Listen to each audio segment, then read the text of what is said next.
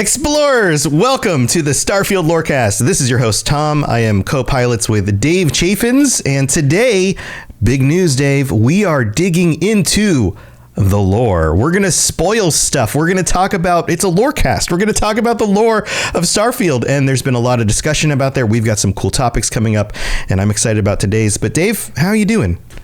I'm doing well, Tom. You know, lore is in the name. It's part of the name of the Starship Lorecast that we're in. So it's about dang time we get to some lore. You know what I mean? Yeah. So here, let's just dig into it, because I have a question for our audience, and today's topic is going to revolve around a decision that a individual makes that he kind of makes for a lot of other people. The question is, what would you sacrifice in order to travel to the stars? Because in today's society, that sounds like an impossibility. We do not have the technology to get faster than light or near light speed travel. Generation ships, those kinds of things still seem far out there. And with the way things are going, we might need to hurry up on that process if the temperature of Earth keeps changing in ways that are bad. But we're not going to get into those details. But the question is, what would you sacrifice to travel to the stars?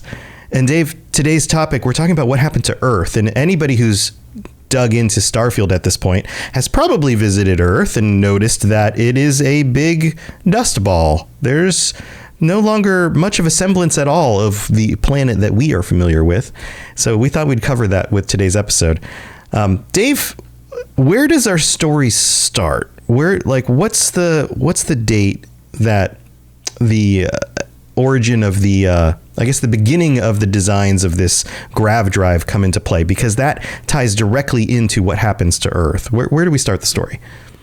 I think the best place, and when you're in the NASA building, you go on there in one of your main quests, you go into their kind of museum, and you see that a lot of the history that's actually taken place in our own timeline is correct. And I was going through and I was looking at some of the different, they have like a museum, so they have like little voices that'll speak to you when you touch the display. And the latest thing that they have in there that coincides with us is I believe it's the Curiosity rover.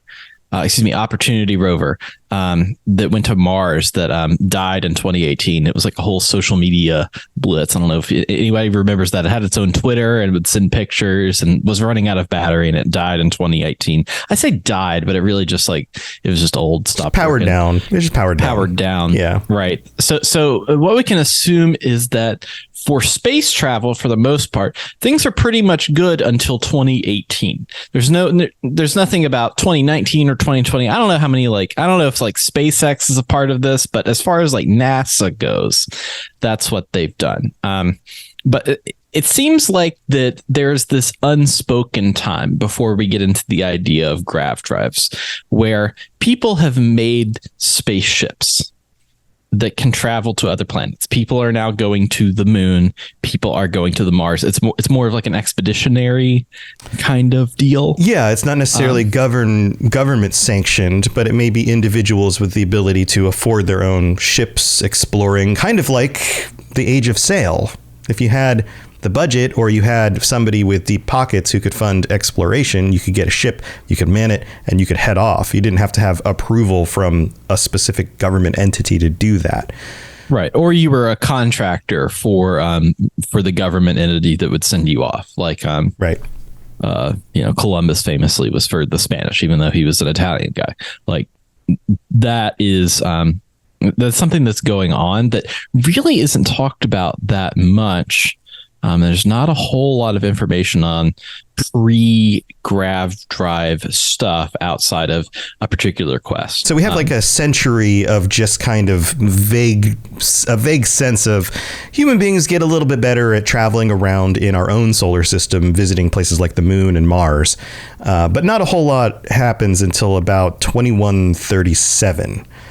Right. 2137, I think it's Dr. Victor Aza, and I think I'm saying that correctly. I probably am not, but that's fine. You can correct me later.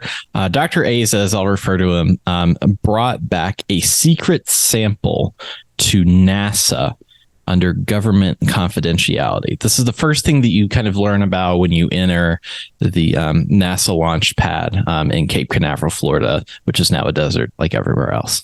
Yeah, everything's a desert. There's no water left. Everything's a desert. And these all tie together. Don't worry. If you haven't played through this section, or if you have and you're looking for a little bit more details as we go, this all ties together. So Victor Asa brings an artifact, something that we experience at the beginning of the game, the same type of alien artifact that we come into contact with. And they're trying to figure out what's going on with this. And it seems to have these odd gravitational effects, which we've seen, harmonic frequencies, and it uses an interesting power source, or at least it's something about it relates to helium-3. So we have all these questions, right? It's a puzzle that's posed to NASA. Like, what does this do, and how does all this connect? They mentioned specifically in a lot of the logs, not only the gravitational effects, but the harmonic effects, which is interesting because whenever we discover an artifact in the game, there's kind of like a kind of sound as you're getting closer to it. You can see like the particles floating in the air around it. And after you mine it out and pull it out, of course, you get sucked into that nice little cutscene where you're jumping between galaxies. Right. Yeah. Universes. Yeah. Where it looks like you're seeing a universe come at you and all of that stuff. Right. Yeah. The harmonies and frequencies and vibrations are common across sound waves, electromagnetic frequency, magnetism. All of these things have something to do with each other. And this is like one of the deepest sections of our current scientific inquiry is how do all those things work on massive scales, on quantum scales, all of this. So I would imagine even 100 years in the future, people are looking at this artifact and going, okay, well, what is this doing and how is it doing what it's doing? So they begin studying it. Right. The interesting thing that they think that the artifact is, they think and discover that the artifact is nothing on their periodic table. That it is just like a completely and totally alien metal that they have. That's why they're getting a lot of metallurgical scientists in there. Mm-hmm. And one of the characters, I think Dr. Tatian, is a metallurgical science, and metallurgical science means like, I'm looking at rocks, baby, but really fine detail rocks, not like that's a metamorphic rock. They're like really the elements, the elements and the compounds that make up the actual materials, many of which are metals, like iron. Right. There's many different rock scientists. There's like the big rock scientists, there's the little rock scientists, and there's the hard rock scientists. And that's what I am here today. So go on. Go ahead. Oh, I can chime in. So one of the things they do is they figure out if they pump in helium-3, all of a sudden this material starts messing with gravity.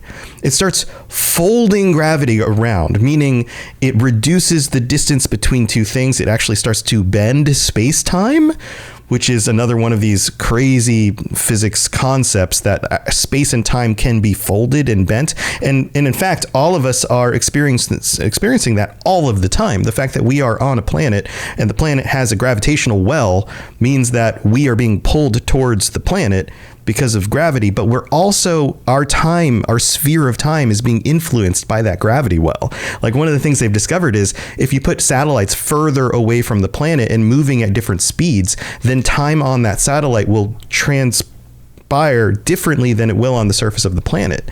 And it has to do with the speeds and the amount of gravitational force being felt on both of those objects, which is crazy. So this idea that now they have an artifact that they don't know where it comes from that can fold gravity, bend space-time, is crazy, but it only works initially with that material, which they can't identify. Yeah. So eventually they make a prototype of kind of a grav drive. They use this artifact. They're able to bend the helium and they're able to kind of like simulate what that is. But the big thing is they discovered that they can find this replacement material for it. So they were never able to create this replacement material without having access to the artifact and kind of studying it and learning about it and using it as kind of like the blueprint for what that material could be. They never really discuss what exactly that material is that's replacing. It's just like, oh, we made a replacement, and that's how. Yeah. You know, and in UFO circles, the one that they think is going to do this, if you look into this a little bit, is element 115, which is like moscovium or something like that. And it doesn't. We haven't figured out a way to make it. To form it in a way where it actually will not decay within just fractions of a second. But they think that like that might be the source of power for things like bending space-time or whatever. I don't know if there's any truth to that at all. But yeah, we're not given the specific element. We don't know what that is. We know that they find a replacement element that can do similar things. And then we know that they test this out by sending a ship to Jupiter. And it gets there in seconds. And in the conversations that, or in the holotapes, when you listen to it, you can talk about how they go, well, it seems like it worked, but it's going to take, 30 minutes for us to get the radio frequency back from Jupiter before we can confirm it for sure. Because the speed of light, those radio frequencies move at the speed of light, but it's going to take a lot longer for the light to travel back to Earth or for us to be able to see them on like a telescope than to be able to even just make the jump, which is mind blowing. It's so cool. Right. And they were able to actually go to the moon because they had looked up where to get a bunch of helium-3. They were like, okay, we're using helium-3 for this thing. That's what's kind of like the energy source that's powering the replacement material for the artifact. And in actual real life, the moon is filled with helium-3, which is a specific element. And so they're able to go to the moon. They partner with, I think it's Nova Galactic is their partner in building the ship with the first grav drive. And they successfully send it off to Jupiter, where boys get stupider. Right. So they do a lot of tests on the moon at this point. They're using the moon as kind of this like forward base for being able to test the grav drives and do stuff like that. But it turns out that all of these tests with these now grav drives is having an effect on the Earth, and specifically the magnetic field of the Earth due to these fluctuations on the moon. And over time, and they soon discover this. Some of the other scientists look at the data and they go, oh crap, the fluctuations in the magnetic field of the Earth are due to our experiments and our use of grav drives and launching them from the moon. This is creating this catastrophic effect, which will eventually reduce the magnetic fields in a way that it's going to destroy the planet. And the magnetic fields of the Earth are important because they help keep certain kinds of radiation off of the planet. They're part of the whole ecosystem and how we maintain an atmosphere, how we have water and certain temperatures and those kinds of things on the planet. And so this becomes a big thing, and there's a big debate among the scientists about this. Yeah, the Judith Tatian, I think I'm saying that right. Yes, I am. Judith Tatian, yes, is one of the scientists, is the metallurgical scientist that Dr. Aza kind of like lets join the project. And she's one of the first people to kind of like notice that this is, hey, there's something going on here. But this is like, you kind of jump 10 years in the level of like the records that they're keeping. They kind of come back 10 years later and they're like, yeah, we've stopped like experimenting with grav drives because it's successful. Now everybody's making grav drives. So like as NASA, what are we doing now? Well, now we're looking at launching weather satellites that are kind of like measuring the phenomena of the magnetic poles, kind of like having some sort of disruption.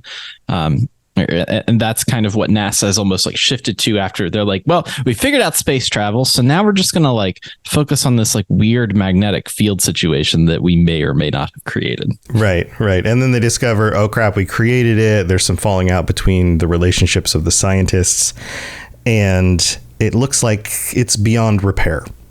So at this point, this is like 2149.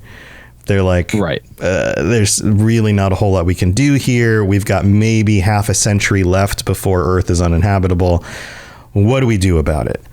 And as you follow through the holotapes, you can see that Victor Aza is at the center of all of this. And then some more information is revealed about him in 2160. We find out that he was the head of a special task force with the mission to retrieve this weird gravitational anomaly from Mars. So he had an encounter with this anomaly. He was the guy who touched it, which means that he's the guy who had a vision when he touched it, because we learn in the game the first person to touch these artifacts has a vision. But he didn't just have a vision. That wasn't the only thing that happened. He lost 12 days of time, almost 2 weeks, disappear, and we learn that he meets a version of himself from some other dimension. And we don't know if this is like just some sort of break in dimensionality, or if this was one of the Starborn like visiting him in the situation, but in some way those dimensions break down, maybe through touching the artifact, or maybe when he touched the artifact, the Starborn just happened to be there at the right time or planned it out somehow. But he meets himself and he learns some crazy stuff. Dave, you want to cover this part, Dave? Yeah, the guy he meets effectively tells him that here's how the grav drives work. They are a thing that you created. Yeah, these are the equations. This is even the math. This is the math for how it works, right? This is how you build it. You test it on the moon. That causes the Earth to destabilize, and it causes magnetic degradation. And he told them that all of this would lead to a civilized planet. Excuse me, a civilized kind of like a colony on a planet. A future civilization on a distant planet. Yeah. Yes. Yeah. Where human like culture, art, lifestyle is evolving and shining brightly across all the galaxy. So he's basically paints for himself, his alternate self paints for himself a picture of humanity among the stars, thriving and doing amazing things. And the path to get there, he basically gives him a map. Here's what grav drives are. Here's the equations to make them. And so it makes sense now, looking back, that he was able to take this artifact and lead a team towards figuring this stuff out, because he kind of already understood what it did and where he was going with it. But he's also revealed in this moment that in doing this, it's going to destroy the Earth. So there was no ambiguity about this. There was no, well, maybe this is dangerous, so be careful. It was just flat up from the beginning. If you do this, this is the cost. But by his alternate version self, the cost is worth being able to get humanity out into the stars and this future civilization that will become. Mm-hmm. Yeah, and so he learns all of this and keeps it to himself, except he does tell Dr. Tatian. And Dr. Tatian is just like, she's confused as to why he know. How do you know that you can bend this around the artifact? How do you know? And all these equations, like, what are you trying to do here? And he like pulls her aside. You can't tell in the logs. It doesn't specifically say, but it seems like he pulls her aside and he's like, hey, let me tell you something. I'm in an alternate version of myself when I touch this artifact back on, like gives her the whole spiel. And she's like, okay, but like, sure, whatever. But then as she goes on, she's like, maybe that's true.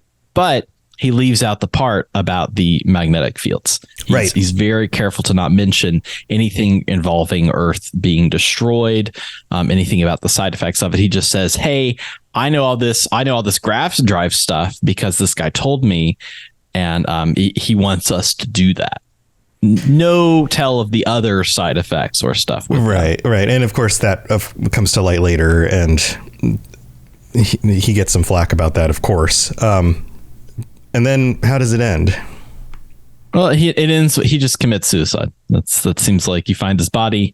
I'm not sure how that works in terms of time, but as far as like Bethesda, storytelling within those, forgotten settlements, you find the body of him, and this is kind of like his last confession before he dies. Yeah, or kills himself. Yeah. So it seems like if we go back to the question I raised at the beginning, what would you sacrifice to travel to the stars? It seems like he's not able to reconcile that cost psychologically.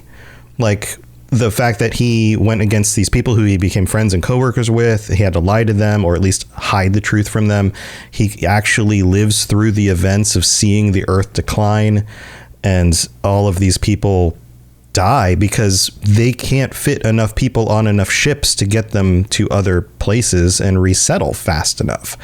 Right. There's probably billions of people on the planet by this point. And depending on the way you look at like population estimates, we might hit some sort of critical peak somewhere in like the 10, 11 billion people on the planet, or it might keep going up higher. Either way, that's a ton of people that did not make it into this future civilization.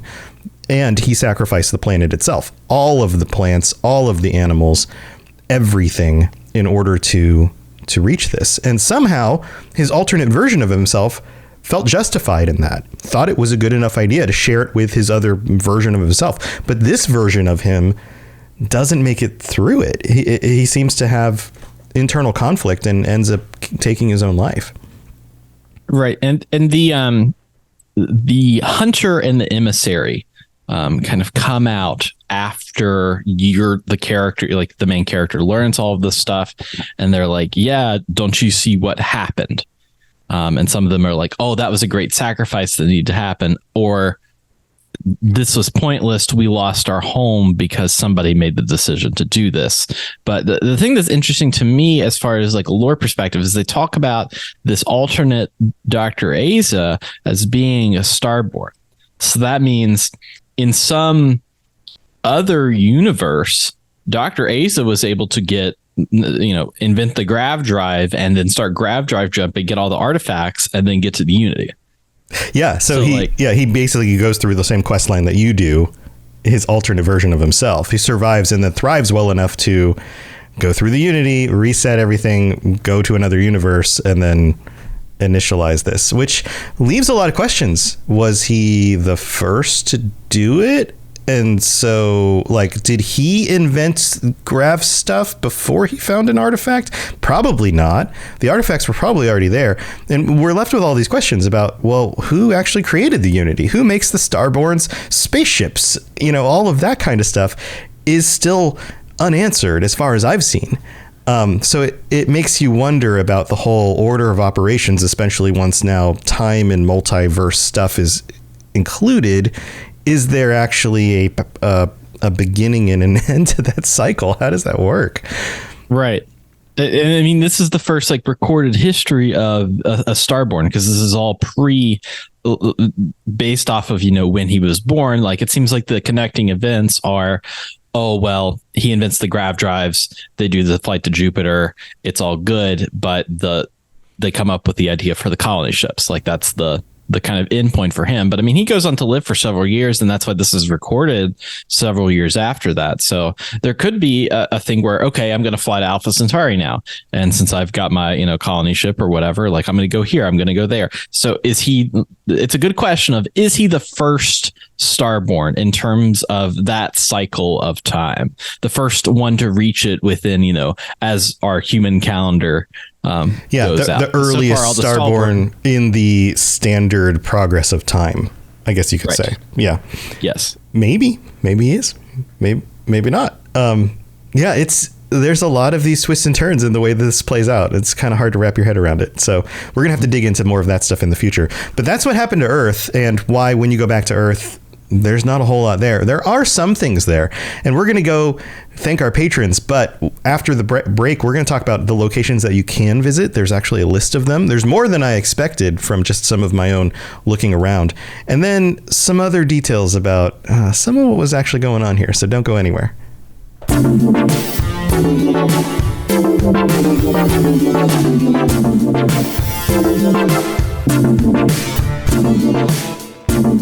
All right, here we are in the middle of the show. This is where we get to thank our patrons for helping to support us and make this a thing. We appreciate all of you. We especially appreciate our new patrons, Annette B. and Michael F. Welcome to the Patreon. Thank you for being here. And our Star Lords, If you sign up at the Star-Lord tier, you get a shout out every week. That includes Commander Marcus Shepard and Worst Action Hero. Thank you for your support. And thank you to all 14 of our current patrons. The number keeps on moving up. We really do appreciate it. I hope you are enjoying the ad-free episodes. If you sign up at certain tiers, then you get stickers every 3 months or t-shirts every 3 months, custom design stuff that doesn't go up anywhere else. You cannot get these stickers or t-shirts on the Robots Radio store. The only way you can get them is on the Patreon. So lots of fun designs and things for you to check out. Head over to patreon.com/Starfield Lorecast to check that out. Also, we've got some new reviews, Dave. This is exciting. So just a reminder, if you leave a 5-star review on Apple Podcasts, even if you don't listen on Apple Podcasts, if you have an Apple account, you can log in and leave a review. And that's actually very helpful because those reviews show up on other podcast services and things like that. A lot of people will pull that information.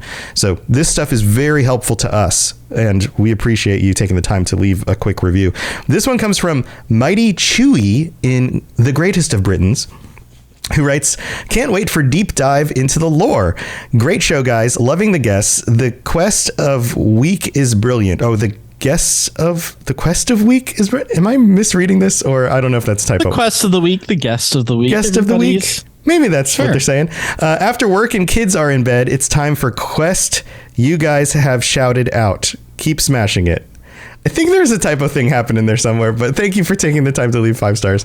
That's fine. Whenever I type in Chaffins in my phone, it always replaces the I with the O. So I'm like, Chaffons. You know what I mean? Yeah. For some reason, when I type thanks, I always end up putting a B where the N is, and then it doesn't autocorrect it. And I'm like, that's not a word, phone. Fabs. Yeah, that's not a word.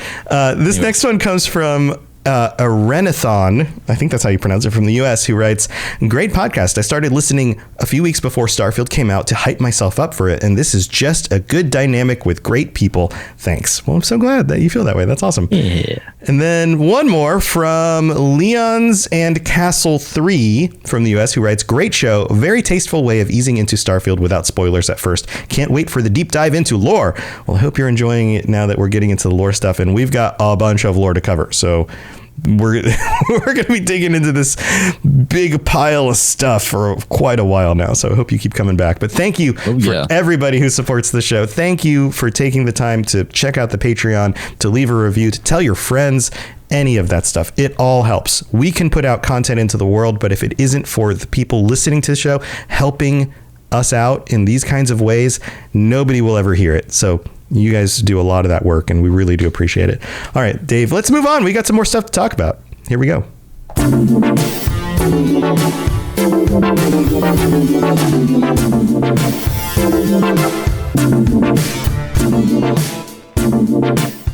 Drunkard in chat says, "This show is brought to you by Chunks."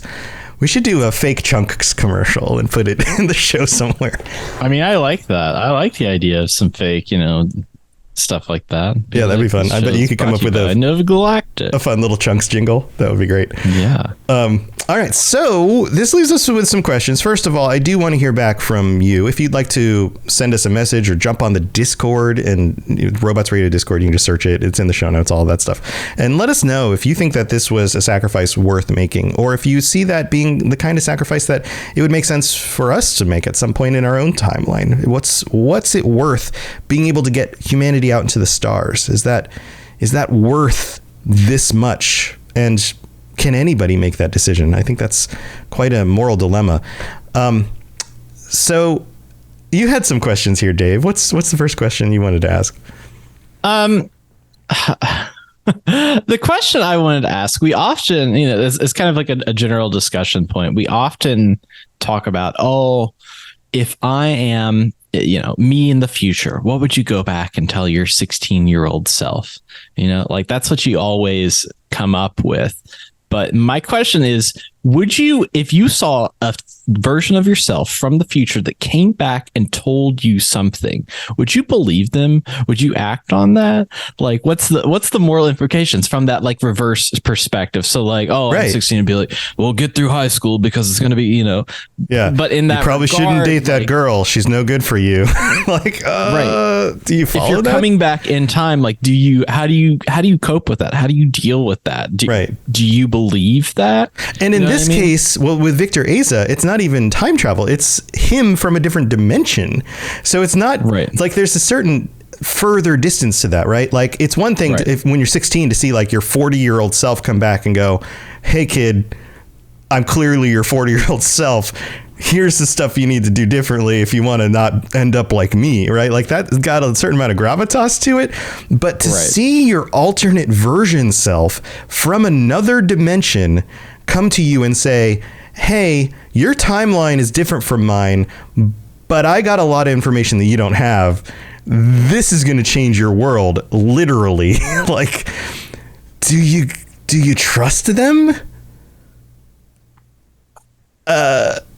I mean, I don't know. I really don't know. I really don't know if you put yourself in that situation of you going back and telling yourself something, like that's pretty selfish of whoever's ahead of you to like go back and be like, well, I was so wrong back then, blah, blah, blah. Like, in the terms of life, that's pretty selfish of yourself to say, oh, well, I'm not capable of making decisions. Yeah. But is what I mean? Is it as selfish for a multidimensional version of you to do the same thing? I think so. Because are you even the same person? Like you fulfill the same slot in like reality, right? Like this person has your same genetics. They probably have a lot of similarities. It's an alternate dimension, so things might be different. But if they look like you, they have the same genetics as you, then they at least have the same parental, biological history. They've probably done similar things in their life up to that point, although things might be different in significant ways. But in some ways, aren't they more akin to a twin than your actual self? I mean, that's a good question of like, they're more like a biological twin of yourself because everybody makes different choices. Like that's the whole idea of the multiverse is like the path you went right and I went left. And so like meeting yourself back after that, it's going to be different. You see that multiverse is literally like what every single superhero genre is doing right now. Right. But you see that in those are great examples of that kind of stuff. And sometimes they end up very different people. I mean, look at the Loki series, for example.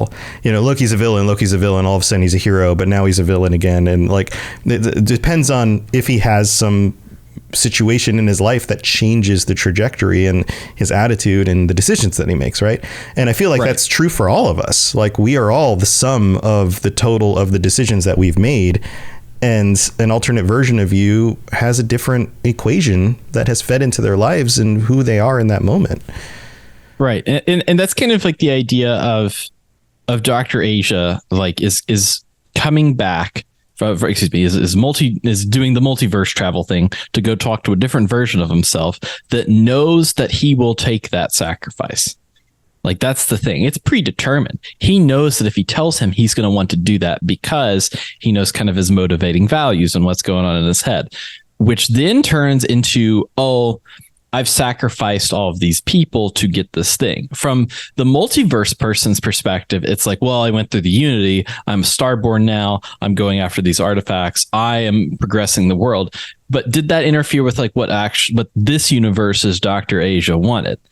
Because obviously he's not happy with his decision. In the end, he kills himself. So he's not very happy with his decision that he's made for. He's clearly a different person. Like in that sense, he's clearly a different person. The other version of himself was able to make that decision and live through it and thrived enough to become a Starborn. But this version of him is clearly a different kind of person because he doesn't. He has experiences that lead him to a much darker end. Okay, so I think there's some good questions. I'd love to hear our audience's thoughts on these and how they see all of that working, because I don't think that there's a right answer. I think that there's just different perspectives and different reasoning for why you would make decisions. Right. But we are assuming that he is the Starborn. The only reason I assume that is because when you touch artifacts, you get visions of the Unity. So the only way that you could see this guy in the Unity is if he's gone through it, which there's a whole bunch of mumbo jumbo there of like. So again, it's an assumption. It's not 100% clear. It doesn't actually say it in any of the text that you read or any of the things that you listen to. It doesn't specifically say that, but it's a strong assumption. Right. So here, let's talk about something else. When it comes to the magnetic poles, I know that you did a little bit of research here about how that stuff works. Is this the sort of thing that could actually happen? Like the magnetic poles get messed up? This is the sort of thing that it seems like has happened. Like the magnetic poles have shifted before. I've heard that they flip. Sometimes they'll flip north and south. They'll actually jump and move. And it's not 100% exact, but they'll actually jump. And it's a normal sequence, but it kind of creates these weather patterns. There's no like real study that's been done like that's like foolproof. There's like studies that have been done to be like, oh, let's investigate this, but there's nothing like this actually happened. It's really just theories at this point that are supported by some information. But we can see, for example, in the strata of rocks that the polarity of the atoms in the rocks shift directions at certain depths of strata, which coincide to different parts of history. Think of it like rings in a tree, like tree rings. You cut down a tree, you can see all the different rings. You can tell how the tree has grown over time. You can do that with sediment in the ground.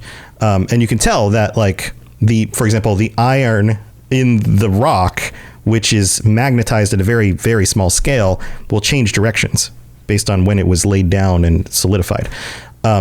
So like that's very much a thing, but we don't have a history of the magnetosphere, as far as I know, disappearing completely, just going away.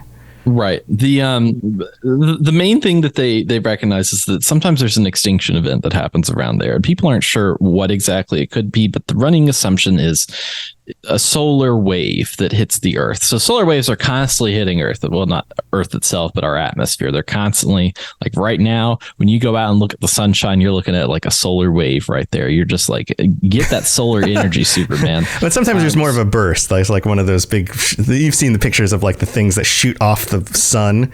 And if that's aimed at Earth, then we get more radiation than we normally would.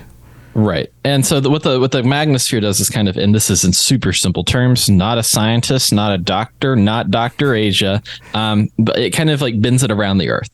So it's like the energy comes at it and it kind of like filters. So like a shield on a spaceship deflecting a laser. Yeah. And that's what the atmosphere is. It's just a shield to keep things out and keep things in. Like that's, in basic starship terms, that's what this giant studyable thing, the atmosphere is.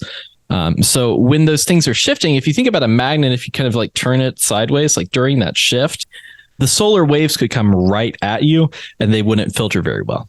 So it's during that change that there's higher amounts of radiation. And then once the change and the flip actually happens, then the magnetosphere acts a lot like it did before. It just happens to have the opposite poles. So north is no longer positive and south is no longer negative. They flip. Right. Interesting. So I mean, I guess that means it could happen. Like if the magnetosphere just disappears, then we get all this solar radiation.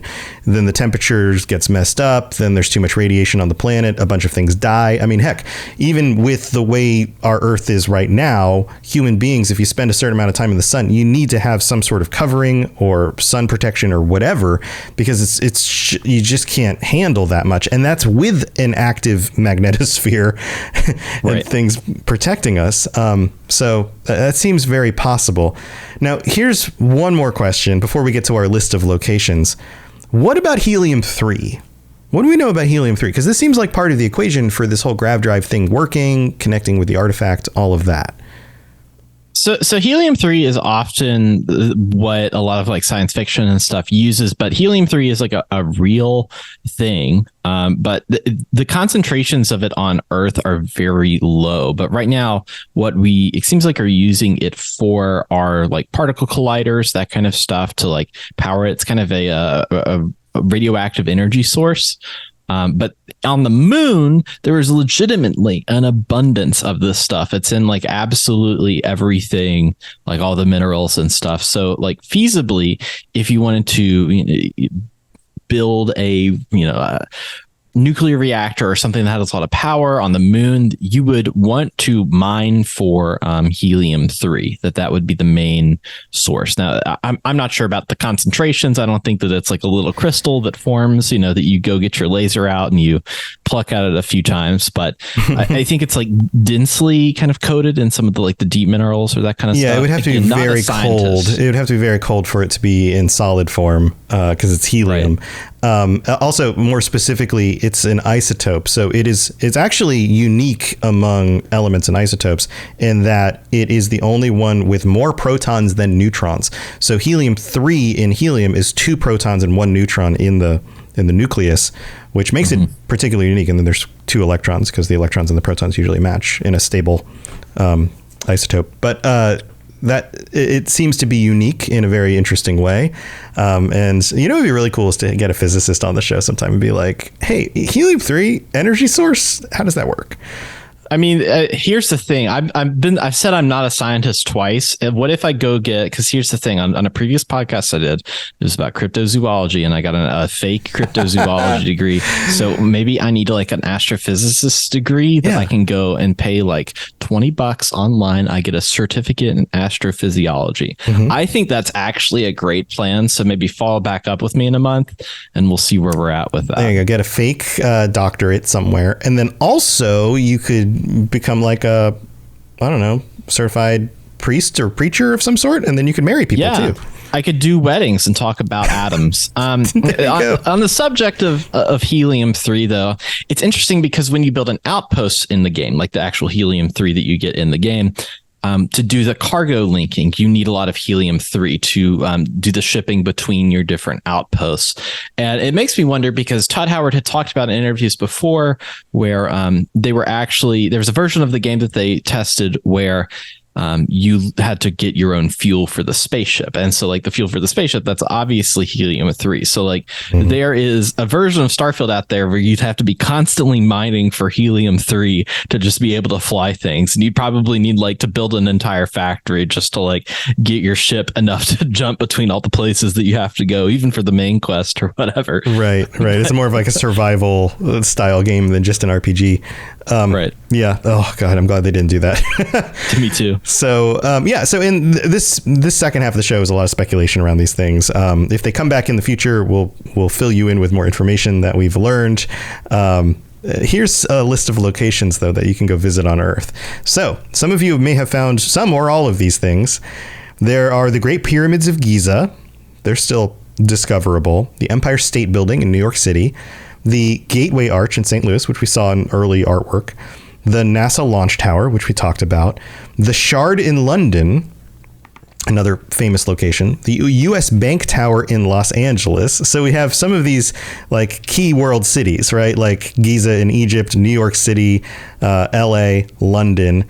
In Shanghai, we have the Shanghai Tower, so a place in China. Hong Kong, the International Commerce Center, another big building. The Burj Khalifa in Dubai. And then finally, the Abeno, I don't know if I'm pronouncing this correctly, Harukus in Osaka, Japan, which is another one of these large buildings. So a lot of these locations, there's still kind of like ruins for, but outside of that, there's very little that is recognizable as like actual land masses or mountains even, or coastlines because they aren't really there anymore, that kind of stuff. Which makes sense. Like if they had spent a lot of time designing a full-fledged Earth, a like actual to scale Earth where you could pick different locations and see variations on the way Earth has changed over time, that would take forever. So it makes sense that most of it's just dust ball with a few buildings here and there. And normally you can get those buildings by reading books that you find out in the world as like you get a point of interest that's on there. But you can also do it by like pinpointing it, like if you know exactly where to go. And that's just how I got back to the NASA place in New Game Plus. Because you don't have the marker for it in New Game Plus to get back to the NASA thing to do the research for this episode. I had to go online and figure out exactly where, and it was very like I marked a few different places on Florida. I was up and down Florida, Tom. Let me tell you for the whole thing of this. You episode. Visited my house, or what would have been my house. You visited Disney World. Yeah, it was a little rock in the desert. But you can actually go to you can pinpoint and go to those places, and they are there. But your landing zone is so small that like you really need to like land right on it. Hit the spot directly. That's cool. Yep. That's cool. Well, this is a fun first episode. And if we didn't cover something today and you're like, well, actually, it's not necessarily because we don't know or we didn't make a point to cover it and we didn't think it made sense with the episode. chances are we're going to cover it in a future episode. So there are some of the things that came up that we were more vague about. There are some of the things that we just didn't touch on yet. Don't worry, we're going to get there. I know how this stuff goes. I've done a lot of lore podcasts, and a lot of people are like, well, what about this? You didn't bring this up. We'll get there. Don't worry. It's coming. And if you have some suggestions for things that you'd like to hear us talk about sooner rather than later, chime in on the Discord. Let us know what topics you're interested in, what questions you have, all of that stuff. We'd love to hear it. But Dave, we got to wrap it up. Thanks for joining me again. Chat, thank you for being here. You have anything else going on, Dave? Yeah, I've got Rad Rolls, my tabletop RPG podcast where we do actual plays. Right now, we're doing a Starfield one-shot that's ending mid-October.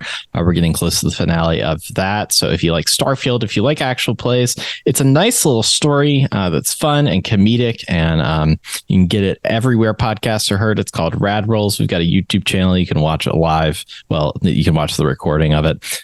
So go check that out. Awesome. And if you are into other Bethesda games like Fallout or Elder Scrolls, or you like things like The Lord of the Rings, games, content like that, words are hard. I have shows about those. I have some other lorecasts about a lot of those topics, and they've been going on for a long time. So go check that stuff out. You can find links at robotsradio.net, and we will be back next week. Same time, same channel. And thank you for joining us here. And until then, stay safe out there. And if you meet your alternate self, maybe think twice before taking their advice.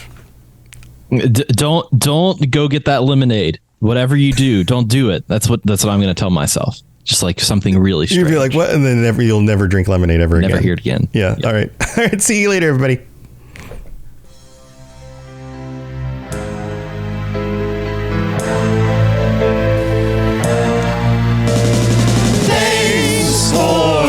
Listening to the podcast. We hope that you enjoyed this show. Did you know that parodies are copyright protected? Tell a friend and review on iTunes or other services. Dave and Tom excited for Starfield. Let's all speculate and wear no shoes. Hey, why aren't we wearing any shoes? Because shoes rhymes with iTunes, and that's the best I could think of.